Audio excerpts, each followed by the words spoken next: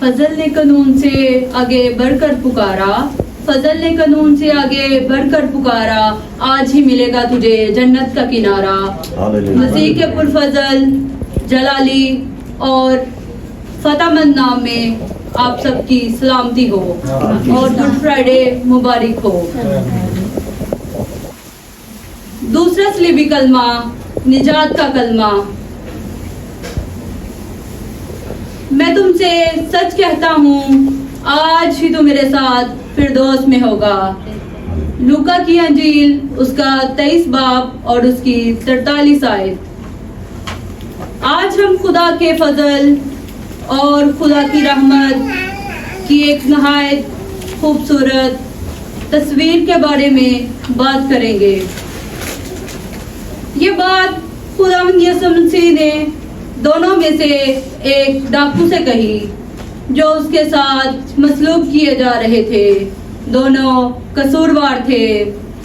जब यीशु सलीब पर मर रहे थे तब भी वो खिदमत कर रहे थे। अक्सर लोग मसलूबियत को पढ़ते हैं तो सिर्फ दर्द पर तवज्जो देते हैं, कील, कांटों का ताज, कोरे और सांस घुटने की अजियत। लेकिन इस लम्हे में कुछ और भी हो रहा था। यीशु तकलीफ में होते हुए भी लोगों को बचा रहे थे। इस कलमे को निजात का कलमा कहते हैं। यीशु मसीह ने ये कलमा जुम्मा की सुबह तकरीबन 9 से 12 के दरमियान कहा। यीशु के दुनिया में आने से 700 साल पहले एक पेशन गोई की गई थी। यसाया 53 बाब और उसकी 12 आयत। वो खताकारों के साथ शुमार किया गया। 2 मुजरिम, एक बाईं तरफ एक दाईं तरफ, दोनों गुनाहगार। दोनों मुजरिम, दोनों मौत के करीब। एक ने बीव के साथ मिलकर मजाक किया, अगर तुम मसीह है तो अपने आप को और हमें भी बचा। वो नजात चाहता था मगर तौबा नहीं, वो नजात चाहता था मगर तौबा नहीं, वो छुटकारा चाहता था मगर सरेंडर नहीं। हालेलुया। फिर दूसरा मुजरिम बोलता है, क्या तू खुदा से नहीं डरता? हम तो अपने ईमान की सजा पा रहे हैं मगर ये बेकसूर है। फिर वो यीशु की तरफ मुड़ता है और कहता है, ऐ यीशु, जब तू अपनी बादशाही में आए तो मुझे याद करना। क्या ईमान था उस लम्हे में। यीशु जख्मी थे, खून बह रहा था, सब कुछ शिकस्त जैसा लग रहा था। यीशु ने जवाब दिया, मैं तुझसे सच कहता हूँ, आज ही तू मेरे साथ फिरदौस में होगा। दर्द के बीच, जिल्लत के बीच, दुनिया के गुनाहों का बोझ उठाते हुए आज हम इस कहानी से 3 ताकतवर सच्चाइयाँ सीखेंगे। कोई भी शख्स खुदा के फजल से ज्यादा दूर नहीं। पहले नंबर पर सबसे पहले देखते हैं कि यीशु किससे बात कर रहे हैं। वो कोई मजहबी रहनुमा नहीं था, वो कोई चर्च का खादिम नहीं था, वो कोई नेक शख्स नहीं था, वो एक मुजरिम था। रोमी सल्तनत के जमाना में सलीब की सजा सिर्फ बदतरीन मुजरिमों को दी जाती थी। सोचें, जब मजहबी रहनुमा यीशु को रद्द कर रहे थे, एक मुजरिम उन पर ईमान ला रहा था। रोमियो उसका 23 बाब और उसकी 3 आयत। क्योंकि सब ने गुनाह किया और खुदा के जलाल से महरूम हैं। हम सब में कमजोरियां हैं, कोई भी कामिल नहीं। लेकिन खुशखबरी ये है, रोमियो 20 बाब और उसकी 5 आयत, जहाँ गुनाह बढ़ा वहाँ फजल उससे कहीं ज्यादा बढ़ गया। यानी गुनाह चाहे कितना भी बड़ा हो, खुदा का फजल उससे बड़ा है। हालेलुया। ہم یہ سچائی بائبل کی ایک اور کہانی میں بھی دیکھتے ہیں، گمشدہ بیٹے کی تمثیل۔ ایک بیٹا گھر چھوڑ کر چلا گیا، اپنی ساری میراث فضول زندگی میں ضائع کر دی اور آخرکار تباہ حال ہو گیا۔ لیکن جب وہ واپس آیا تو اس کے باپ نے اسے ڈانٹا نہیں بلکہ گلے لگا لیا۔ یہی خدا کا دل ہے۔ شاید آج کچھ لوگ سوچتے ہیں کہ میں بہت غلطیاں کر چکا ہوں، لیکن صلیب پر لٹکے ہوئے اس مجرم کی کہانی ہمیں یاد دلاتی ہے کوئی بھی انسان یسوع کے فضل کے لیے زیادہ گناہگار نہیں ہے۔ دوسرے نمبر پر ہم دیکھتے ہیں نجات کمائی نہیں جاتی، یہ قبول کی جاتی ہے۔ دوسری سچائی یہ ہے کہ نجات محنت سے حاصل نہیں ہوتی بلکہ ایمان سے قبول کی جاتی ہے۔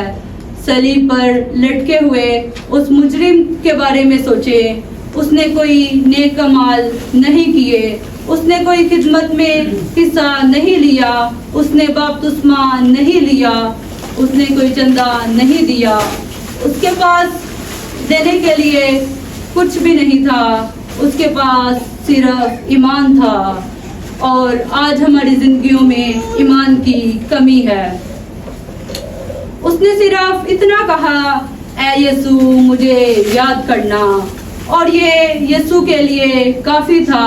افسیوں اس کا 8 باب اور اس کی 2 سے 9 آیت، کیونکہ تم کو ایمان کے وسیلہ سے نجات ملی ہے اور تمہاری طرف سے نہیں بلکہ خدا کی بخشش ہے، اور نہ مال کے سبب سے، تاکہ کوئی فخر نہ کرے۔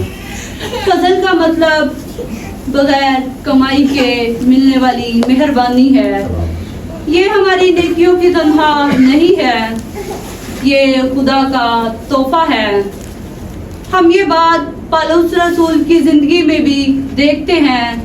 پہلے وہ مسیحیوں کو ستاتا تھا اور انہیں پکڑواتا تھا، لیکن جب اس کی ملاقات یسوع سے ہوئی تو اس کی زندگی بدل گئی۔ ہاللویا۔ اگر خدا ایک چرچ کے ستانے والے کو بدل سکتا ہے تو وہ کسی کو بھی بدل سکتا ہے۔ تیسرے نمبر پر سب سے بڑی برکت یسوع کے ساتھ ہونا ہے۔ کیا آج ہم یسوع کے ساتھ ہیں؟ یسوع نے کہا، آج ہی تو میرے ساتھ فردوس میں ہوگا۔ یہاں سب سے اہم لفظ میرے ساتھ۔ جنت کی سب سے بڑی نعمت سونے کی گلیاں نہیں ہیں، جنت کی سب سے بڑی نعمت کہ ہم یسوع کے ساتھ ہوں گے۔ یوحنا اس کا 24 باب اور اس کی 17 آیت، اے باپ میں چاہتا ہوں کہ جنہیں تو نے مجھے دے دیا وہ میرے ساتھ وہاں ہوں جہاں میں ہوں۔ یسوع کی خواہش ہے کہ ہم اس کے ساتھ ہوں، صرف آخرت میں نہیں بلکہ ابھی بھی۔ متی 20 اور اس کی 28 آیت، اور دیکھو میں دنیا کے آخر تک ہمیشہ تمہارے ساتھ ہوں۔ یعنی یسوع کی حضوری صرف جنت کے لیے نہیں بلکہ ہماری روزمرہ زندگی کے لیے بھی ہے۔ اس پیغام کو اپنی زندگیوں میں کیسے اپنائیں؟ خدا سے بھاگنا چھوڑ دیں، خدا کی رحمت کو کمانے کی کوشش نہ کریں، اس فضل کو دوسروں تک پہنچائیں۔ ڈاکو کی نجات یہ ظاہر کرتی ہے کہ مسیح بے یار و مددگار نہیں تھا، اس کے پاس قوت موجود تھی۔ یسوع اب بھی نجات دے رہے تھے، اس کے پاس تمام قوت موجود تھی۔ اس کی قوت کا اظہار ڈاکو کو نجات دے کر کیا۔ یسوع جب تو اپنی بادشاہی میں آئے تو مجھے یاد کرنا۔ وہ یہ کہہ کر یسوع سے معافی مانگ رہا ہے۔ آپ کو یاد ہے تھوڑی دیر پہلے ہی کلمے میں یسوع نے سب کی معافی کے لیے دعا کی تھی۔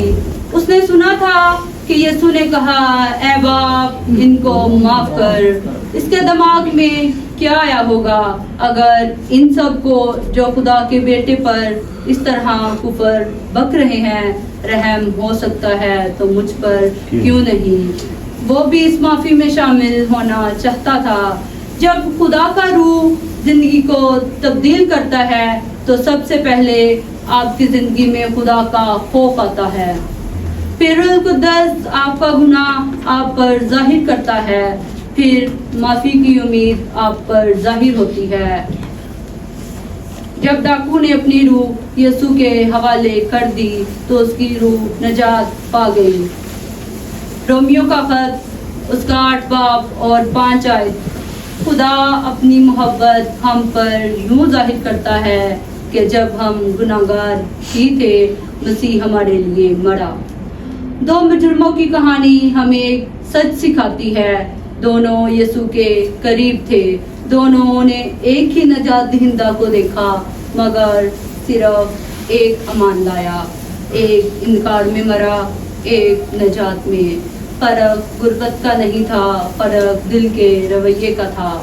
اور صلیب کی خوبصورتی یہ ہے، اس چور کے پاس وقت نہیں تھا کہ وہ اپنی زندگی کو ٹھیک کرتا، نہ نیک اعمال کا وقت، نہ کوئی مذہبی رسم، صرف ایمان، اور یسوع نے اسے قبول کر لیا۔